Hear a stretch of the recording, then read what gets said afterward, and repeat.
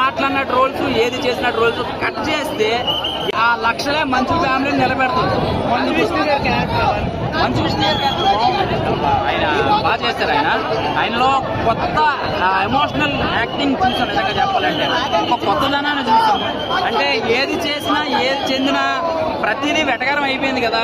So ఆయన పాపం ఆయన ఏ పాపం చేశారో ఆ ఫ్యామిలీ ఏం దుర్మార్గం చేశారో తెలియదు. కానీ ఏది మాట్లాడిన రోల్స్ ఏది చేసిన రోల్స్ కట్ చేస్తే ఎంతో కసిగా మొత్తం ఫ్యామిలీ ఇలా బలమయ్యి ఒక కట్టప్పని సినిమా చేసినప్పుడు నాకు అర్థమైపోయింది సినిమా నిజంగా పరమేశ్వరుడు కాపాడుతాడు అనిపించింది అనమాట. చాలా చాలా బ్రహ్మాండంగా చేశారు.